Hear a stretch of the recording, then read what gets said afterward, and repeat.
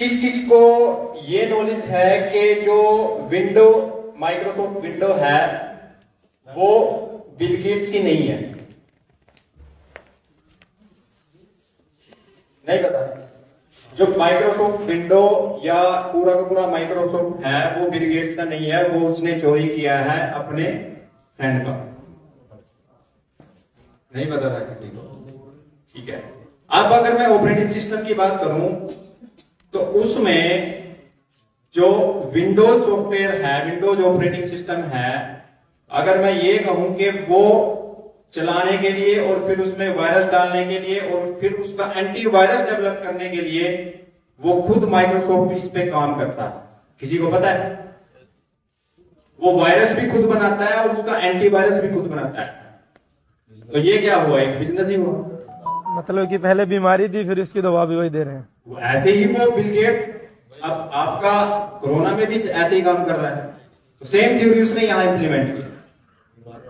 और अगर सिक्योरिटी की या सेफ्टी फीचर की बात करूं, हम मानते हैं कि एप्पल सबसे बेस्ट है, लेकिन मेरा एक्सपीरियंस ये कहता है कि लाइनेक्स जो उबंटू ऑपरेटिंग सिस्टम है वो एक ओपन सोर्स सिस्टम है जिसको आप विदाउट एनी की प्रोडक्ट की या परचेज करे बगैर यूज कर सकते हैं।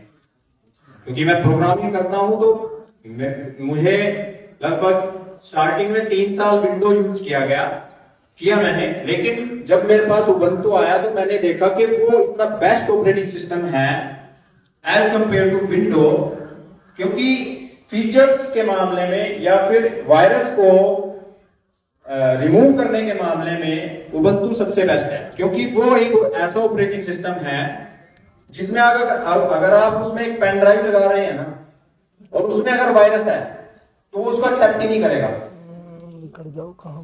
अब अगर विंडो की बात करें तो वो उसमें शो करेगा कि वायरस डिटेक्टेड, हो सके तो कॉपी भी कर सकता है। तो कहने का मतलब ये है कि जब हमारे पास अवेलेबिलिटी है कि हम विंडोज ना यूज करके उबंटू ऑपरेटिंग सिस्टम को यूज करें, क्योंकि उसमें ना वायरस आएगा और ना बनेगा। तो जो भाई कंप्यूटर लाइन में काम करता है तो मैं उसको सुजेस्ट करता हूं कि वो उबंटू ऑपरेटिंग सिस्टम यूज करे। पहले 10 से 15 दिन के यूज में आपको लगेगा कि थोड़ा सा डिफरेंस है, लेकिन जब यूज करने लगोगे तो ये कहोगे तो बेस्ट है। अब इससे आगे चलूं तो ऑपरेटिंग सिस्टम के बाद हमारे पास आता है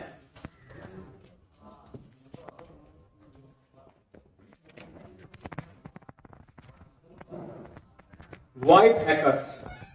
कौन कौन जानता है व्हाइट हैकर्स कौन होते हैं? जिनको हम लीगल हैकर बोलते हैं। उनका काम क्या होता है?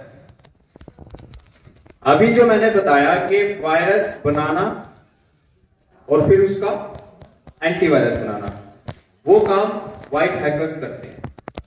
अब ये कितने लोग जानते हैं कि हर साल अमेरिका 200 व्हाइट हैकर्स को हायर करके रिप्लेस करता है? कौन कौन जानता है? जो आईटी से हैं वो जानते हैं। अब वो व्हाइट हैकर्स का काम क्या होता है? एक तो वायरस बनाना और फिर उसका एंटीवायरस बनाना, ये काम उनका होता है। और वो लोग जो व्हाइट हैकर्स होते हैं हर साल 200 व्हाइट हैकर्स को रिप्लेस करता है, ताकि जो पीछे जो एंटीवायरस और वायरस बना था उसका कोई लीक ना हो। और ये काम माइक्रोसॉफ्ट कंपनीज या और दूसरे बैंक जो वायरस जो मतलब क्रिएट करते हैं वो कंपनीज हायर करती हैं। अब आप देख लो खेल कितना बड़ा है। अब साइबर अटैक के बारे में बात करें तो साइबर अटैक इन्हीं व्हाइट हैकर्स के थ्रू बनाया जाएगा। मैंने एक रिसर्च देखी थी, वो रिसर्च तो नहीं कह सकते, लेकिन वो एक कन्वर्जेशन थी 2 कंपनीज के बीच में। ब्लॉकचेन के बारे में आप लोग जानते हैं। हम कहते हैं कि ब्लॉकचेन का कोई तोड़ ही नहीं है, वो टूट ही नहीं सकता, बोलते हैं ना।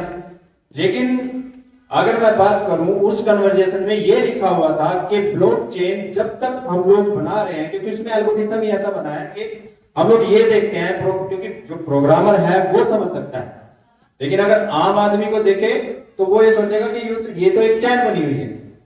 लेकिन उस कन्वर्सेशन में ये लिखा हुआ था कि कब हम इसको तोड़ेंगे, यानी कि जो साइबर अटैक और जो आपका क्रिप्टो करेंसी है वो कब टूटने वाला है। मेरे खुद के साथ हुआ है, मेरे अकाउंट से 2500 रुपए की ट्रेन टिकट बुक हो गई विदाउट ओटीपी और मुझे पता ही नहीं चला। फिर बैंक में गया, बैंक वाले बोलते हैं आपको ओटीपी आया होगा, वो बोलते हैं एफआईआर करो, एफआईआर करें वो लटका के रखते हैं बैंक। अब चलो अब तो ये कह सकते हैं कि सरकार ने थोड़ा जिम्मेवारी लिया है कि मतलब टोल फ्री नंबर चलाया कि जिसका फ्रॉड हो जाए तो वो कंप्लेंट कर सकता है, तो उसके अकाउंट में पैसे वापस आ जाएंगे। पर लेकिन ये लगभग 3-4 साल से पहले की बात है। और उस फ्रॉड को ही मैं आपको बताता हूं कि 39% इंडियन फैमिलीज 39% इंडियन फैमिलीज उस फ्रॉड के चक्कर में आ चुकी हैं। 39% फैमिलीज थोड़ी होती है क्या? बहुत बहुत।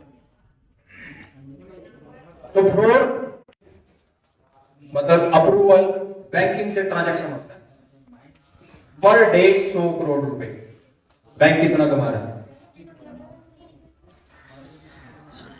हालांकि ट्रांजैक्शन तो एक दूसरे के अकाउंट में जा रही है, लेकिन बैंक तो अप्रूव नहीं कर पाता ना कि किसके अकाउंट में गया।